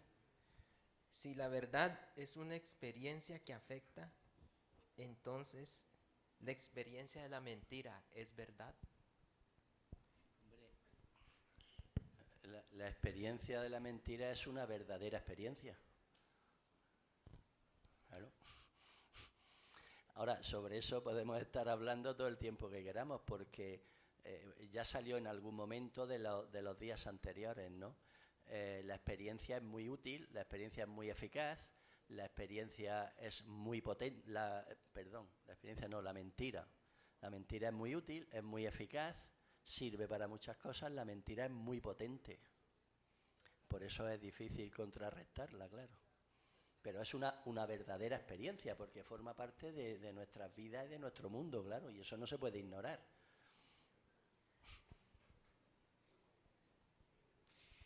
Muchísimas gracias por la lúcida conferencia, nos da muchísimos elementos que pensar. Yo he estado pensando en un par de cosas. Yo lo que voy a decir requiere dos aclaraciones. Uno, que soy historiador, que coqueteo con la historia y con la sociología, y eso me coloca en otro lugar. Y la otra es que no conozco lo suficiente la obra de Ellacuría, pero a partir del postulado que usted indicaba, digamos, de esta inspiración de la experiencia, de esta categoría de experiencia que propone Ellacuría, yo me preguntaba en las condiciones o en el contexto de producción de este postulado de Ellacuría, ¿verdad? Y entonces yo pensaba en El Salvador, ¿verdad?, con el cual él estaba absolutamente comprometido. Y yo no sé si usted ha pensado sobre este asunto. El contexto de producción me parece a mí, evidentemente no es el de la posverdad, es otro, en el sentido de que la relevancia que para ellos tienen tiene que ver con un poco con visibilizar la experiencia de dolor y sufrimiento del pueblo, que además es absolutamente bloqueado por el aparato militar, por los Estados Unidos, etcétera, ¿verdad? Ese me parece que es el contexto de producción, en el cual lo que sucedía, ¿verdad?, los asesinatos, las masacres, etcétera, no tenían vía de validación hacia el exterior, ¿verdad?, porque era controlado por los medios de comunicación, etcétera. Entonces, eso me parece interesante, ¿verdad?, porque me parece también importante reflexionar sobre las condiciones de producción, sobre los contextos de producción y la posibilidad de traerlo a nuestros propios contextos. Esa es como la primera cosa que quisiera plantear, a ver si tiene algún sentido. Y la otra cosa tiene que ver con la complementariedad de esos niveles que usted señalaba. Yo pienso, por ejemplo, en una de las masacres, que es la masacre del Mozote, y uno, ¿verdad?, digamos, la figura literaria mediante el cual se busca dar testimonio de la verdad es precisamente el testimonio, ¿verdad? La literatura testimonial tiene en América Latina esa pretensión de verdad, sobre lo cual también hay una importantísima discusión, ¿verdad?, al respecto de su validez histórica, ¿verdad? Hay una discusión también con la ciencia, ¿verdad?, compleja. Y el otro discurso que, por ejemplo, me parece interesante es el discurso de la antropología forense, ¿verdad?, que es una suerte de triangulación, digamos, del testimonio, o una validación del testimonio. La antropología forense, digamos, en el caso de esta masacre del Mozote, lo que hace es decir, miren, sí, aquí está, damos cuenta, digamos, de que efectivamente esto ha pasado. O, por ejemplo, el discurso periodístico. Traen a periodistas norteamericanos de periódicos importantes, ¿verdad? Decir, bueno, vean ustedes y experimenten desde otro lugar, ¿verdad? Es decir, son diferentes formas de validación de la experiencia. Entonces, bueno, eso era lo que yo quería plantear, que es más bien una serie de inquietudes que me suscita su interesante exposición. Sí, sí, gracias. Vamos a ver, lo primero, los contextos de producción. Yo en este caso lo que he hecho ha sido coger un par de ideas de Ellacuría, que es solamente lo de la idea del lugar que da verdad y nada más. y la he utilizado para todo el resto del discurso mío, digamos que es una construcción mía, no es de Ellacuría. Lo único que he cogido esa idea porque creo que esa idea puede ser productiva. Ellacuría no habla ni del principio de afección ni nada de eso, ¿no? Entonces a mí lo que me interesa aquí no es tanto un ajuste histórico o crítico al texto de Ellacuría, sino lo que yo quiero es elaborar una teoría que pueda ser capaz de responder al reto que ahora mismo supone pues todo el mundo de la posverdad. Eso es lo que yo quiero, y para eso la idea del lugar que da verdad y la idea de que la verdad hay que hacerla, esas dos ideas de Ellacuría yo creo que pueden ser útiles para este discurso. Pero claro, yo aquí no pretendía dar una conferencia sobre Ellacuría, ¿no? Entonces, en ese sentido, claro, el contexto de producción es fundamental tenerlo en cuenta cuando se quiere reconstruir lo que Ellacuría hizo, lo que dijo, lo que quiso decir, por qué lo dijo, cómo, y eso hay que hacerlo, claro. Pero en este caso yo lo único que he hecho ha sido coger dos ideas que creo que pueden servir para el discurso este, ¿no? Y luego, por otro lado, lo de la ciencia reconstructiva, lo de el saber por testimonio. Todo saber, en un sentido amplio, es testimonial. Tú te refieres a un sentido mucho más estricto y que además eso le confiere un tipo de un género literario, digamos, ¿no?, por decirlo así, y un modo de relación con la verdad muy específico y claro que entonces eso tiene la validez que tiene. Y eso tiene que estar pasado, si se quiere acceder a verdades en el sentido de verdades verificadas, por todas las ciencias de las que tú has mencionado y algunas más, ¿no? Eso es fundamental. Pero por eso es muy importante saber interpretar. Entonces, la literatura testimonial da mucha luz sobre muchas cosas, pero hay que saber interpretarla. Empezando por la Biblia. Y en la Biblia pues llevamos siglos viviendo como hay gente que interpreta literalmente las cosas como si la Biblia quisiera ser un libro de historia, en el sentido científico que nosotros entendemos ahora la historia, ¿no? Y no pretende ser nada de eso, lo cual es compatible con que la Biblia quiera transmitir algún tipo de verdad. Pero hay que saber interpretar eso, y eso es la historia de la hermenéutica. Por ahí empezó, ¿no?, por Schleiermacher y compañía, ¿no? Entonces, yo estoy de acuerdo contigo. Yo creo que la literatura testimonial es muy importante. Si queremos tener verdades en el sentido científico, hay que pasarlas por las ciencias correspondientes, las ciencias implicadas. Claro, en eso estoy de acuerdo contigo. En este caso de concreto que tú dices de El Salvador, pues es un caso, digamos, de éxito, por terminar esto en positivo. Un caso de éxito. ¿Por qué? Pues tú has empezado diciendo algo que yo en principio pues cualquiera podría estar de acuerdo. Todo lo que pasó en El Salvador y demás, aquello quedó allí enterrado, la mayor parte de cosas ni se saben, digo, con la muerte de Ellacuría y todos los jesuitas y demás, ¿no? Y aquello, bueno, pues aquello al servicio de qué pasó allí se ha puesto tal cantidad de recursos tecnológicos, personales, de periodistas de todo tipo, que al final hoy uno de los autores intelectuales de aquello está en la cárcel. Eso ha costado Dios y ayuda. Pero uno está en la cárcel. Bueno, gracias a todos los recursos tecnológicos que se han puesto al servicio de la difusión de lo que allí pasó y la discusión y la impugnación en un tribunal, primero salvadoreño y luego de americano, luego en España, y al final uno está en la cárcel. Bueno, pues es un caso de éxito. Pero por eso decía que para poder sacar a la luz las verdades, para poder confrontar la multitud de informaciones falsas, distorsionadas, etcétera, hace falta la misma potencia de fuego. Es decir, hace falta discutir en condiciones de igualdad. Es decir, utilizar toda la misma tecnología, porque sirve igual para la mentira que para la verdad.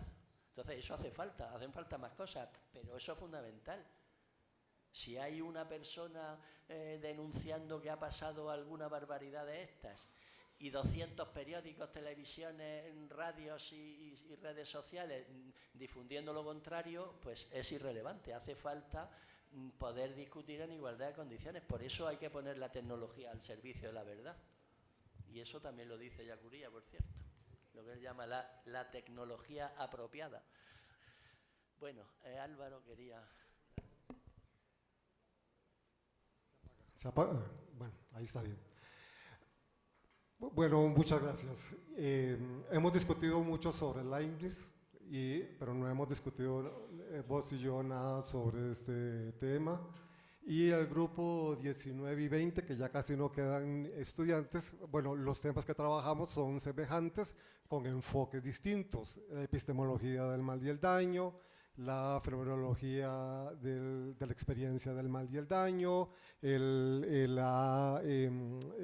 nombrar el mal y el daño y ese tipo de cosas, ¿verdad? Entonces, solamente que, digamos, yo comprendo y parto del problema marco, digamos, Habermas en Verdad y Verificación, Hannah Arendt en el espíritu de la vida, y desde la filosofía analítica, que es mi posición, McDowell con Mente y Mundo, claro, desde la teoría crítica, desde el existencialismo de Hannah Arendt y del enfoque analítico. Cada uno, obviamente, según, como vos lo has planteado, es una interpretación sobre el fenómeno de la experiencia del mal y el daño, que es el que, bueno, más o menos aquí me interesa, pero hay algo que no logro comprender del todo, o que por lo menos no sé si tiene esa explicación. Es el asunto de bueno, como dice Arendt, ¿verdad? Aprendemos el mal y el daño solo a partir de las experiencias, ¿verdad? Tengo la experiencia de la justicia y veo la experiencia de la injusticia, y entonces obtengo algo, aunque yo creo que hay algo básico que está en la biología, ¿verdad? Pero cuando planteas el asunto de que todas las experiencias, o que todos experimentamos verdades, ¿verdad? Es lo que me llama la atención, y luego porque el principio que planteaste no me termina de convencer, ¿verdad? Uno, primero porque en el caso de la tortura, la víctima da testimonio, ¿verdad? Bueno, yo no le llamaría confesión, yo le llamaría testimonio, igual que el físico, cuando da testimonio de que existe el electrón, me da un testimonio y tengo que saber si lo que me dice el físico es verdadero o es falso. No tengo acceso directo a la realidad, y tengo que recurrir a otros mecanismos, a otras formas, ¿verdad? Entonces, en el caso de la tortura hay un verdugo y hay una víctima, ¿verdad? Y los dos tienen la misma experiencia de primera persona, ¿verdad? Y esa experiencia para cada uno de ellos es distinta, ¿verdad? Entonces, en el caso del torturador, que cree que lo que está haciendo es la verdad, ¿verdad? Y considera que el otro, el enemigo, la víctima, no es la víctima, sino que es el perpetrador, ¿verdad? Donde se invierte el orden de la moral, ¿verdad? Y el perpetrador considera que lo que él no está mintiendo, porque no miente, ¿verdad? Él cree que lo que está haciendo es la verdad. Y la víctima también cree que está haciendo la verdad. Es más, la víctima cree a veces: ¿por qué lo hice? O sea, ¿por qué estoy aquí? ¿Qué hice? Digamos, para que me estén torturando, ¿verdad? Entonces, si las dos experiencias son verdades, porque cada uno dice que su experiencia es verdadera, ¿cómo sorteamos ahí el relativismo en ese punto, ¿verdad? Y luego en el tema del principio, porque entonces el torturador está convencido, está muy afectado él, y cree que lo que está diciendo ¿es verdad? Y ahí no hay mentira, ¿verdad? O sea, porque vendrá otro proceso para decir lo que usted hace no es lo correcto, no es la verdad, ¿verdad? La verdad es la de la voz de la víctima, que me parece que es por donde va más Ellacuría, ¿verdad? Entonces, esa es mi cuestión entre un montón que tendría, pero digamos, para concentrarla en esa. Bien, la tortura. Ahí en el texto que yo tengo aquí hay algún pasaje sobre eso, sobre la tortura precisamente, pero ahí me lo he saltado por no desviarme, ¿no? Que es justamente cuando he estado hablando de la confesión. La tortura es una manera de conseguir que alguien confiese lo que sea, lo que le quieran, la información que le quieran sacar, ¿no?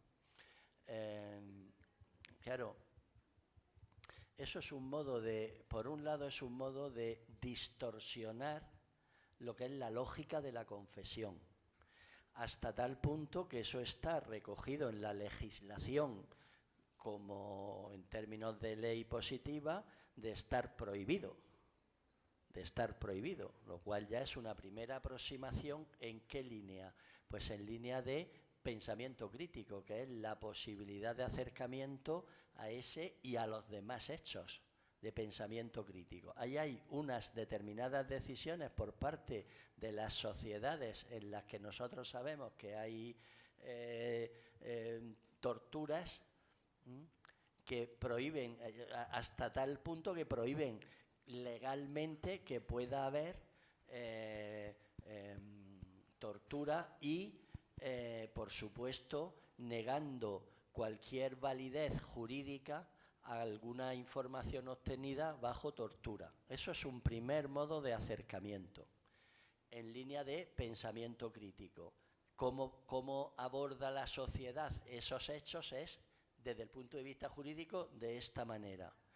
Hay más mecanismos para llevar adelante pensamiento crítico sobre ese hecho. Por ejemplo, la crítica de las ideologías. Pues eso puede ser todo un proceso que lleve al torturador a darse cuenta de que lo que está haciendo es una cosa, digamos, inhumana, por decirlo así en esos términos.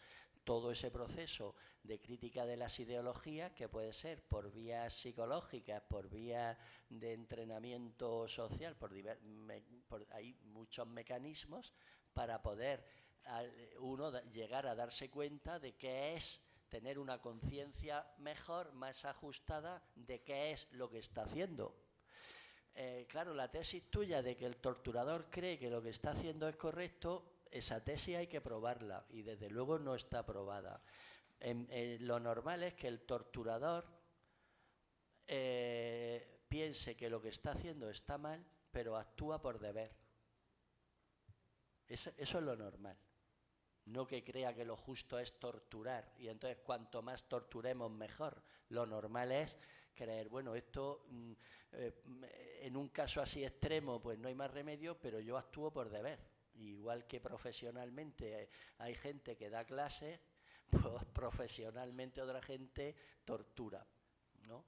Pero tener conciencia de decir esto es algo bueno y es una buena manera de obtener información y habría que extenderla y generalizarla, y si se pudiera obtener mucha más información, cuanto más tortura hubiera, más información tendríamos. Alguien que tenga esa conciencia ya, eso es raro, eso es muy ideologizado hay que estar, pero puede haber casos de ese tipo. Sí, pero un caso. Sí, pero que hay mecanismos, digamos, de recuperación de un punto de vista adecuado acerca de la realidad, que es todo lo que se ha llamado en la tradición marxista la crítica de las ideologías, y eso pues puede tener éxito en un caso concreto o puede que no, obviamente, como todas las terapias y como todas las acciones. Eso no hay manera nunca de garantizar la verdad, pero ni en un experimento, cuando uno se pone a hacer un experimento, pues no sabe si va a encontrar alguna verdad nueva o no, si va a tener éxito o si va a fracasar. La verdad no está garantizada en ningún sitio. En el caso, digamos, de la mente de un torturador, pues se aplica lo mismo. No está garantizado que una persona,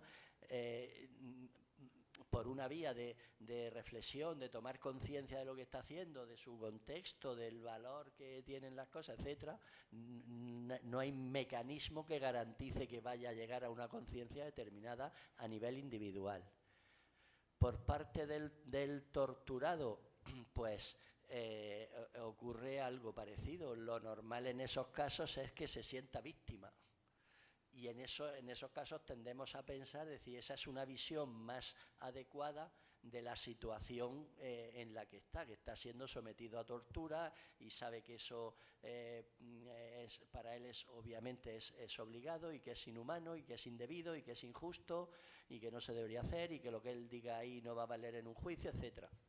Todo eso lo sabe y eso tendemos a pensar, y con razón, que es una conciencia mejor, más adecuada de todo el hecho de decir, de lo que es una tortura, ¿no? Pero no hay ningún mecanismo que garantice la consecución de verdades, eso no lo hay. Lo que sí hay es posibilidad racional de decir, si es que la hubiera, de decir, vamos a hablar el torturado y el torturador, y con otra gente que pueda plantear otros puntos de vista y a ver si ahí se puede ir llegando a acuerdos acerca de una valoración más adecuada de lo que realmente está ahí pasando. Pero todo eso está sometido a instancias de poder, como todas las verdades, a instancias de poder. Y el que puede tortura y el que no puede es torturado.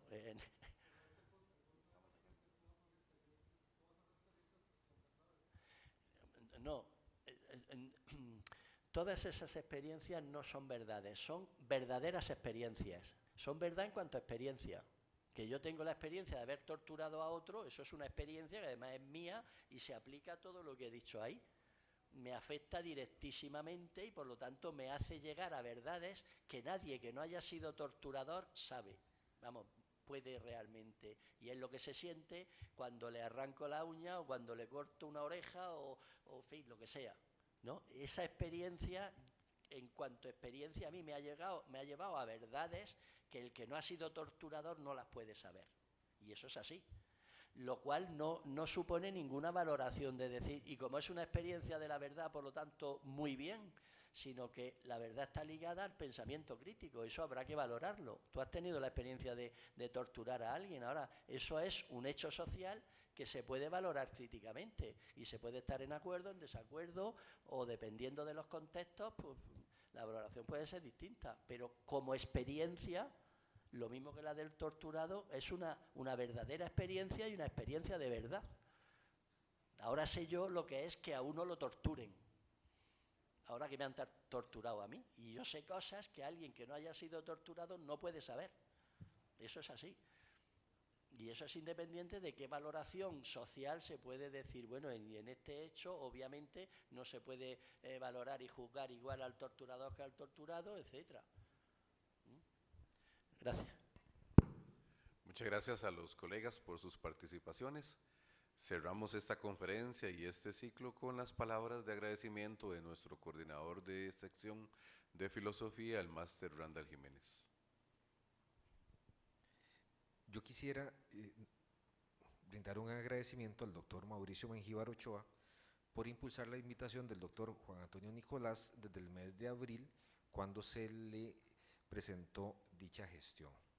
A nuestro estimado señor director, el magíster Jairo Núñez Moya, por todo el apoyo y presencia durante este ciclo de conferencias. También al Consejo de Coordinaciones por el apoyo en la difusión de todas las actividades. Mi agradecimiento especial a los profesores Randall Carrera y Luis Martínez por la gestión y organización de tan magnífico programa desarrollado durante esta semana. Agradecerle a cada persona estudiante por su participación y a nuestros colegas por la confianza y apoyo durante todas las actividades desarrolladas, donde hemos reunido cerca de 650 personas.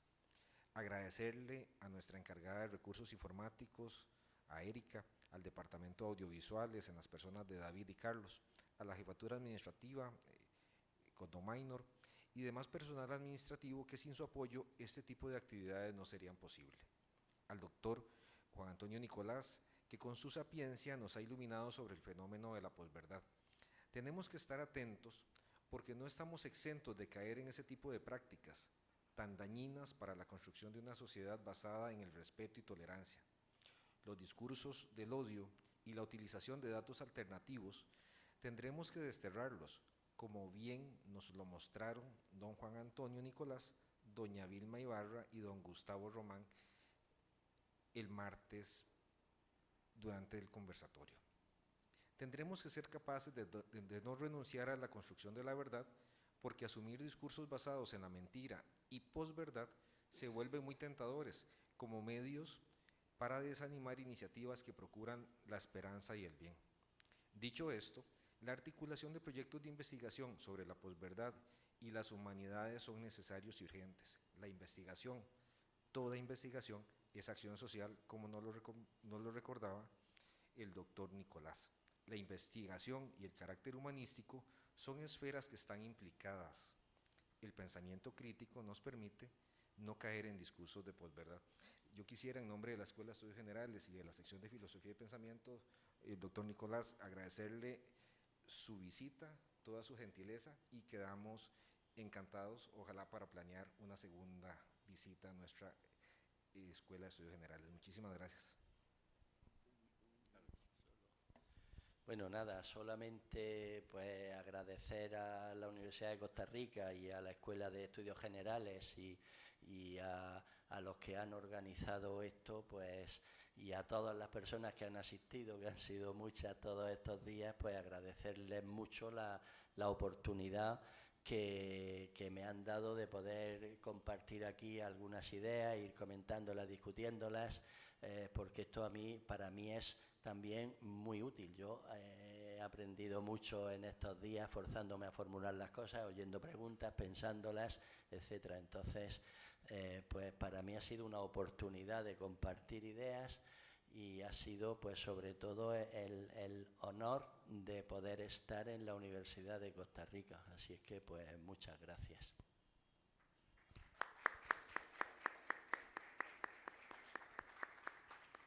Damos por concluido este ciclo de conferencias. Nuestros agradecimientos a todas las personas presentes, a los estudiantes que se quedaron hasta el final también, muchas gracias, y a todos los que nos han seguido en esta transmisión a través de las diversas redes sociales de nuestra Escuela de Estudios Generales.